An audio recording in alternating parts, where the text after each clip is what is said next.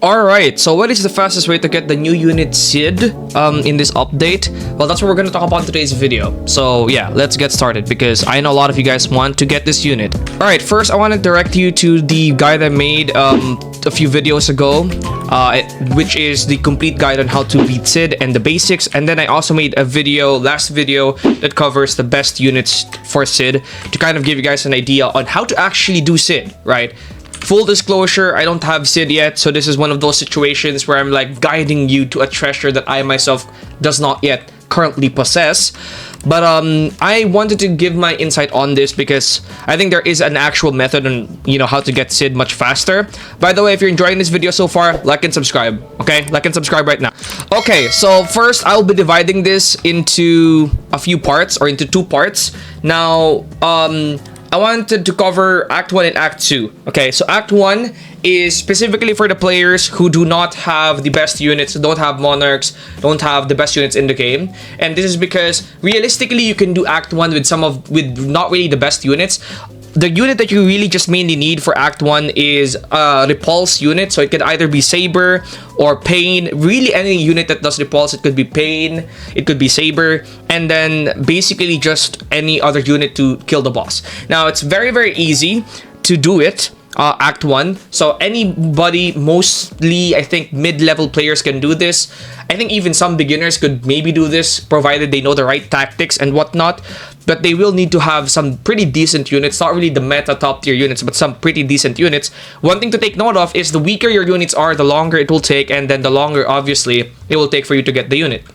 Now obviously if you, for example, have 10 monarchs or 5 monarchs or like a whole team of monarchs, this will obviously be faster. But if you do have a full team of monarchs, then you probably should just be doing Act 2. Now, Act 2 has been buffed recently to be 3%, but it's also been made significantly harder. Now, in Act 1, when you could just, do the towers very easily, you could spam the towers and, guess the numbers. In Act 2, every time you get a single tower wrong, it will reset the order. And also, the enemy's HP is much higher as well. But again, it's 3% now, so with Fortune Cataclysm, which is something else that I do want to discuss, Fortune Cataclysm will double your chance of getting the unit. So if you're doing Act 1, it will be 2% to get the unit. If you're doing Act 3, it will be 6% to get the unit, which is actually pretty good. Now, if you are, relatively advanced into the game, have Aizen, maybe have Ethereal Aizen, Ethereal or Dead Eye Sangjuno Vanguard, maybe Dead Eye Dante, you can easily do Act 2. However, it will be slightly annoying because a single mistake in Act 2 can get you to reset the entire game mode.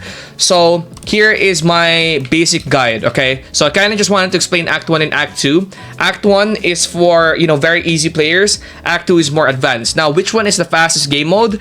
I think the best way to take it is Act 1 is for those players who are new and for those players who are just casually grinding. Because again, if you want to do Act 2, you have to be locked in, right? A single mistake with the towers will cause you to lose the game and then basically waste minutes of your time. So you have to actually be locked in when you're doing Act 2, and you can't be, looking at other screens or chatting with somebody else or, doing anything else. You just have to be glued to the screen. And then also Act 2 is kind of bugged right now, I believe. But if you're very locked in, Act 2 is the game mode for you. But again, if you're just a chill player, you just want to chill, and maybe you're doing something else, then Act 1 is going to be the game mode for you. And also if you're a beginner. So the best thing to take from this as well is to use Fortune Cataclysm. It only costs you 20 art coins. Previously, it cost 400 art coins, which is absolutely diabolical. Now it only costs you 20 to get it, which is actually pretty nice. You can buy a few of these and increase your chances exponentially.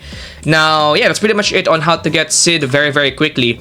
Now, I will be streaming again and potentially be making a guide on World Lines as well. But that's gonna be it for today's video, or video right now, because I'll be posting another video later. And I'll see you guys in the next one. Don't forget to like and sub, and peace out.